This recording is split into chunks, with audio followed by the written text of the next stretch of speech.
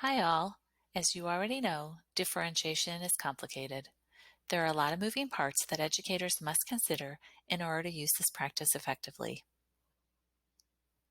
In this video, we will be focusing on some of these parts, 5 principles that are essential for successful implementation of differentiated instruction.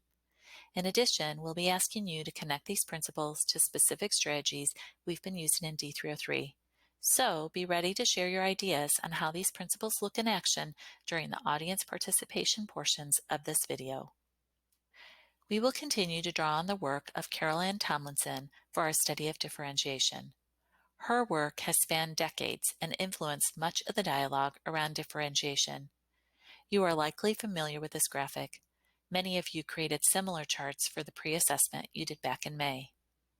This graphic represents Tomlinson's definition of differentiation 20 years ago. Her thinking has evolved because she has continued to work with educators applying these ideas. At the end of the video, we'll see an updated definition. To get us thinking about the 5 differentiation principles, we're going to look into some Hollywood classrooms. Hollywood doesn't do well chronicling the real world of education. In the name of entertainment, they typically give non-examples. But we'll use these non-examples to consider the importance of differentiation principles.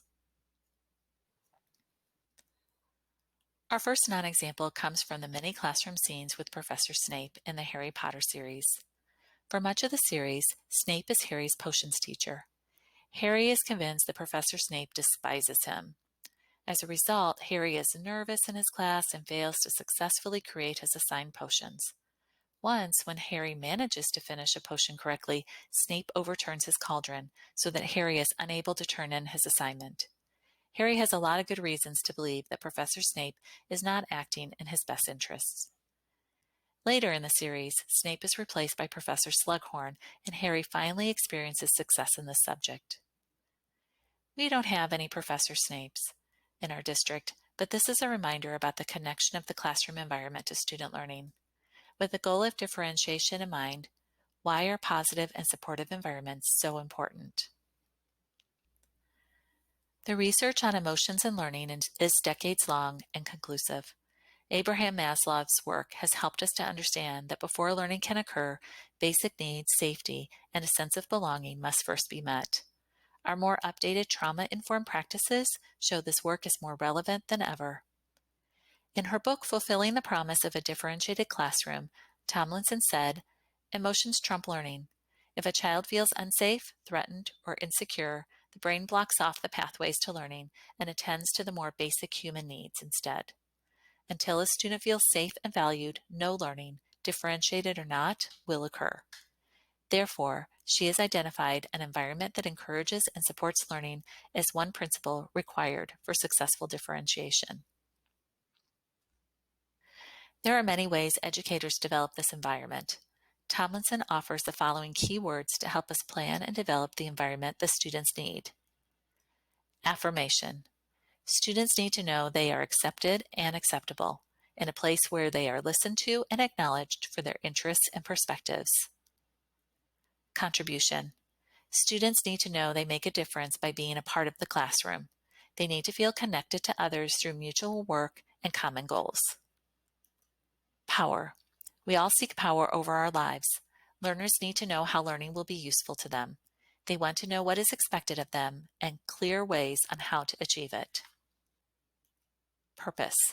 Power, like purpose, contributes to a student's sense of self-efficacy. Students need to know their learning has meaning in their own lives as well as a connection to the wider world. Challenge. Learning is a series of challenges. Learners need to see how their work complements their abilities and that they can accomplish challenges they thought weren't possible.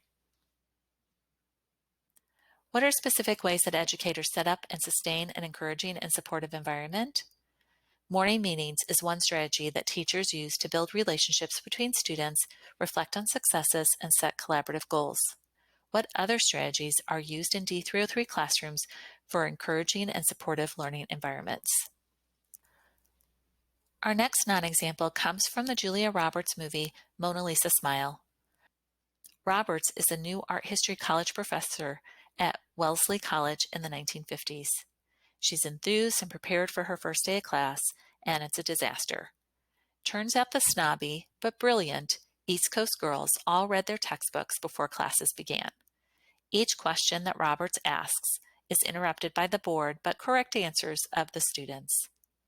Fortunately, the film turns a non-example to an example when Roberts returns on day 2 with questions to challenge the thinking of the girls. Students are stymied but suddenly interested in revisions to their course syllabus with the new essential questions: what is art, what makes it good or bad, and who decides? Roberts takes a curriculum focused on regurgitation of facts and raises the level of thinking by asking students to evaluate the art they view. Think about the two curriculums. What would be the difference in differentiated between a curriculum focused on DOK1 and one calling for higher depth of knowledge? It's hard to differentiate a curriculum that doesn't inspire learners or focuses simply on a bunch of facts.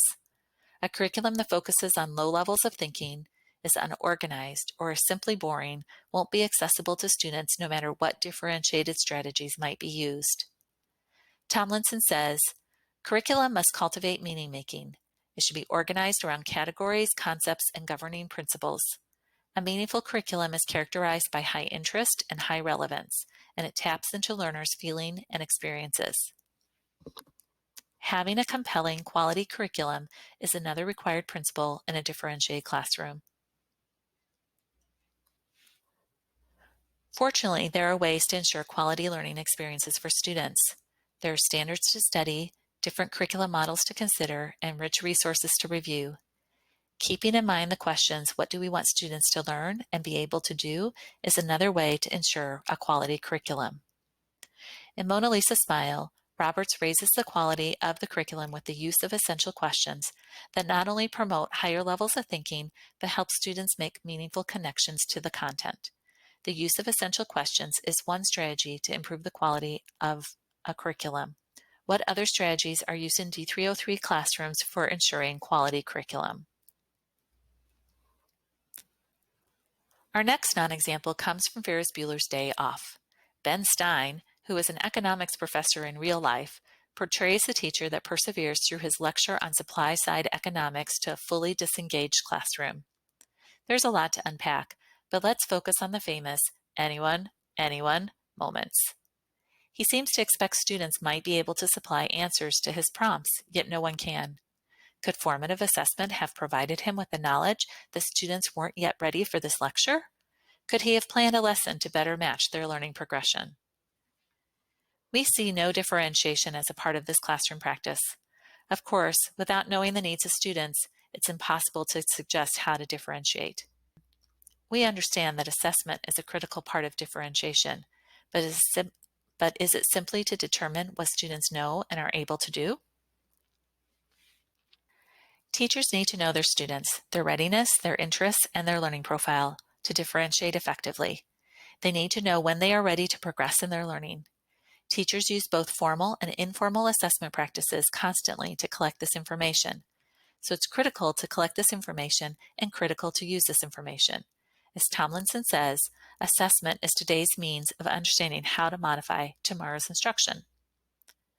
There is one other important goal of assessment: to raise student understanding of their progress in learning. Tomlinson goes on to say, further, the teacher understands that a pivotal classroom goal is to help students take charge of their own learning, to help them seek awareness of the learning goals and become increasingly conscious of their status relative to those goals, and make plans that support their movement steadily toward and perhaps beyond the goals. Clearly, students who understand themselves as learners will also understand and appreciate why, at times, their work may be different than the work of their peers. So assessment is much more than collecting data for grades. The use of assessment to inform teaching and learning and instruction that comes from as a result of the assessment are two more critical principles in differentiation. There are many ways to formatively assess in order to inform differentiated instruction.